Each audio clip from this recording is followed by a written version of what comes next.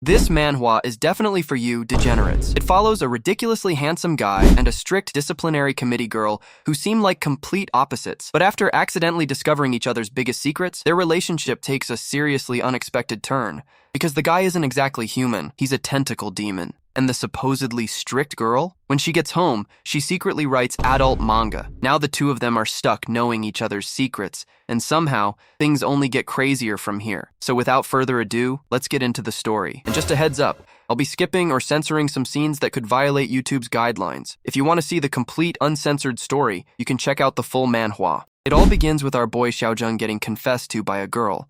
But instead of politely rejecting her, bro immediately tells her he likes bitches, and she could never become one. Seeing this, Bayanan, the strict disciplinary committee president, immediately steps in and starts lecturing him about his behavior, basically playing the role of every strict anime class president ever. Later, Bai's friend reminds her about a mysterious person on campus who has been writing manga using their school as the setting. Naturally, the school wants to find this degenerate, but with an entire campus to search, tracking him down is practically impossible. Little do they know, the culprit is much closer than they think. The scene cuts to Bayanan at home, where she is secretly drawing the exact same manga her friend was talking about. Unfortunately, her latest chapters are getting terrible reviews, and the series is on the verge of being discontinued. So Bai comes up with what might be the dumbest solution imaginable. If her drawings aren't realistic enough, why not get some real-life experience? She sets up a summoning circle and attempts to summon a tentacle demon so she can study it personally and improve her art. And somehow, this ridiculous plan actually works. But instead of summoning some terrifying monster,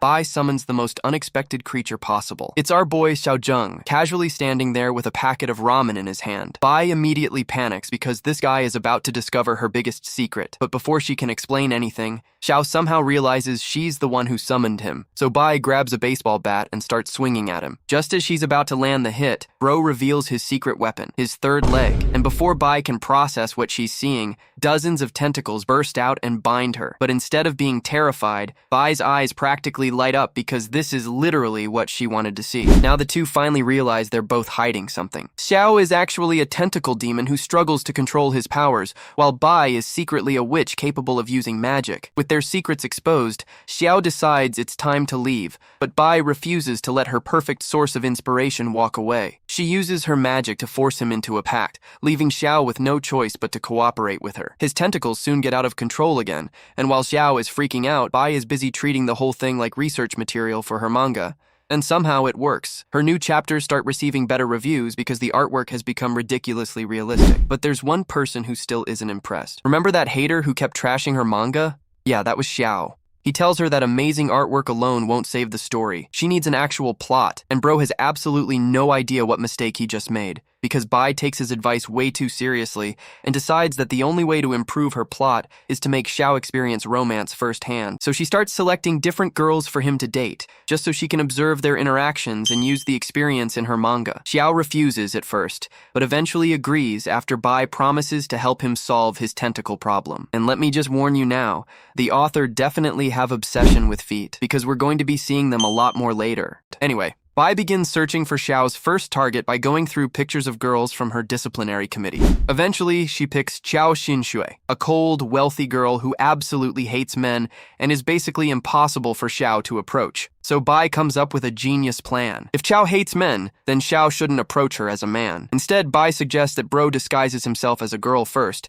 get close to Xiao, and somehow turn that friendship into a relationship. And that's where Xiao's first ridiculous romance mission begins. The very next day, bro actually shows up to school wearing girls' clothes, and some of the students who had previously confessed to him immediately recognize him. But Xiao has bigger problems to worry about because he finally comes face to face with their target, Qiao Xinshui. One look at her intimidating expression is enough to make bro realize this mission might be impossible. When he complains to Bai about it, she sees it completely differently. In her mind, things will be even more interesting if the girl Qiao falls for eventually discovers that her supposed crush is actually a guy. And of course, she immediately starts imagining how amazing that would look in her manga. Anyway, Xiao decides to at least make a good first impression. He approaches Qiao and acts all cute. note, claiming that he forgot his notebook and asking if he can share hers. Surprisingly, the plan actually works. Xiao gets completely charmed by him and even lets him share her bench. But things quickly become a little too intense when Xiao suddenly puts her hand on Xiao's thigh. Bro immediately starts imagining all kinds of dangerous scenarios, so he makes a quick escape before things get any worse. Not long after,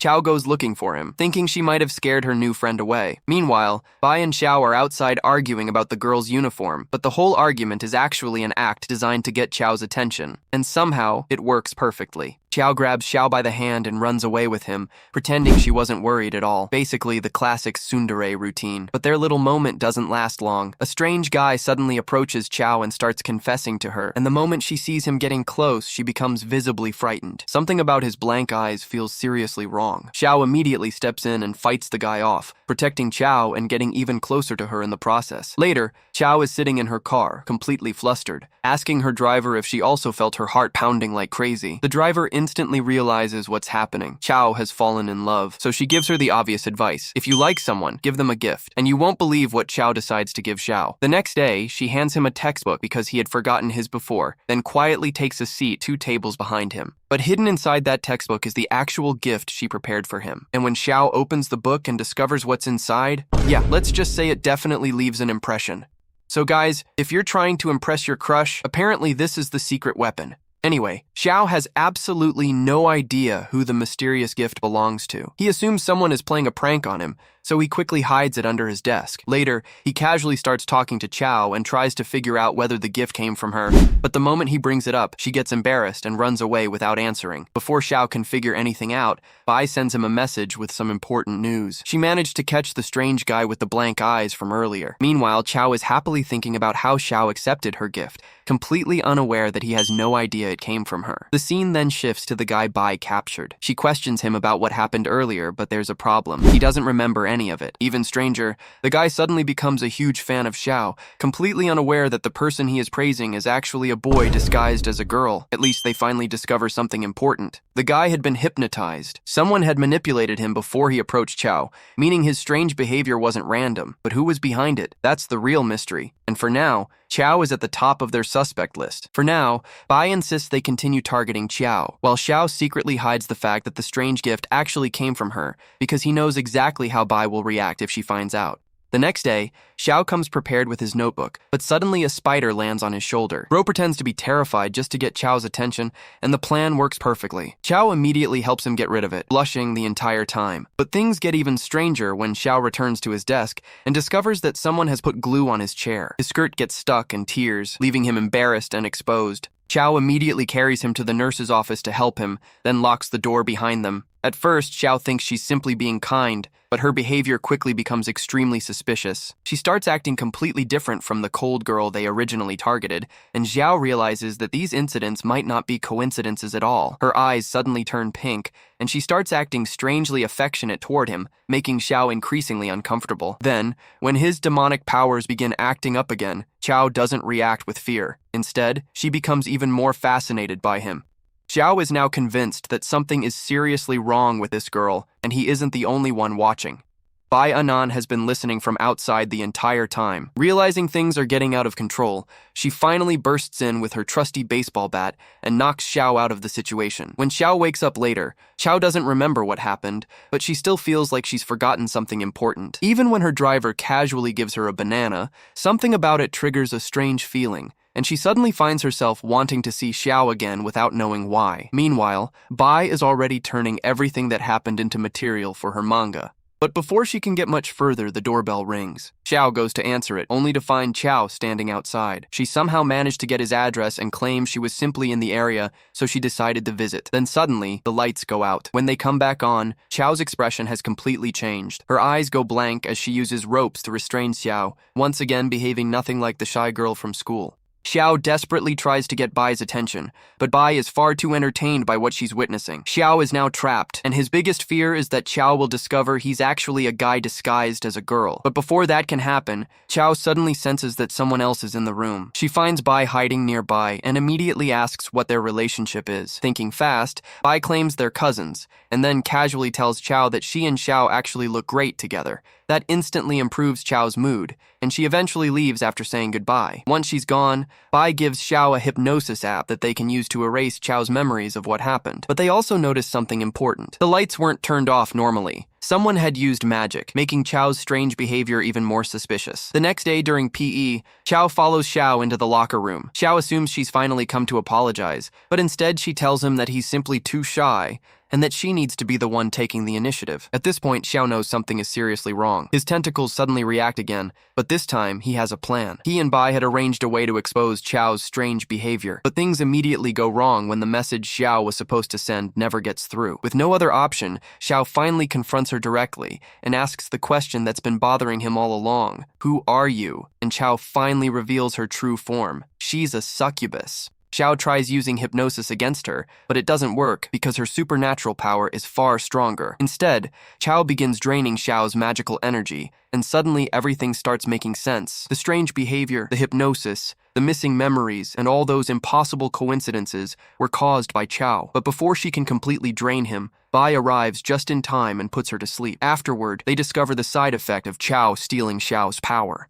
His tentacles have actually become weaker and smaller. They erase Xiao's memories once again. The next day, Xiao decides to take things one step further and actually asks Xiao out on a date. When the day finally comes, Bro is so nervous that the first thing he says is that her outfit and makeup look great. There's just one problem. Xiao isn't wearing any makeup. Yeah, Bro was already cooked. Anyway, the two head to a haunted house, thinking there will be plenty of people around them. But Xiao somehow finds a way to get Xiao alone and pulls him into a room. And that's when her behavior changes again. She starts draining his magical energy, forcing Xiao to make a desperate escape with his tentacles completely exposed. Thankfully, Bai arrives just in time and traps Xiao inside a magical circle. And now, they finally understand what's been happening all along. Xiao isn't the one behind the strange incidents. A succubus has been controlling her, manipulating her actions, and using her to absorb magical energy. Xiao was actually terrified of men because of the succubus's influence, which is why her behavior kept changing whenever the succubus took control. To finally break the succubus's hold on her, Xiao gives Xiao some of his own magical power, weakening the creature's influence. But there's still one problem. Xiao remembers everything that happened with Xiao. So Bai makes a difficult decision. This time, she erases all of Xiao's memories involving Xiao, including their friendship and everything that happened between them. She even wipes her memories of the new girl who recently entered her class, because Bai has already gotten more than enough material for her manga. And just like that, Xiao wakes up with no idea why so much of her life suddenly feels missing. But there's one final moment between them. Xiao wakes up on a Ferris wheel with Xiao, except this time he's back in his normal male form. Xiao quickly makes up an excuse, claiming that the girl Xiao knew wasn't feeling well, and that he's actually her brother. But Xiao immediately sees through the lie. She already knew Xiao was a boy. She had wanted to ask him about it before, but every time she got close to discovering the truth, the succubus would take control again. More importantly, Xiao can't understand why she feels so comfortable around him when she's supposed to hate men. She wants to know why she can touch him, why her heart reacts differently around him, and why she feels like she has forgotten something important. But before Xiao can explain anything,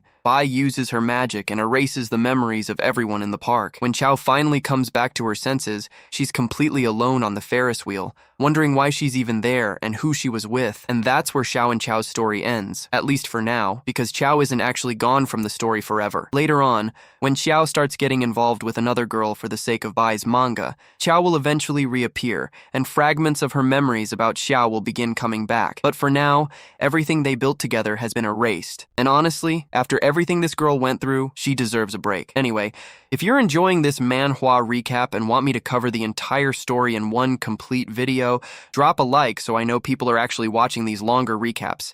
If this gets enough support, I'll put even more effort into making the full story into one complete video. But that's all for this one. I'll see you in the next video.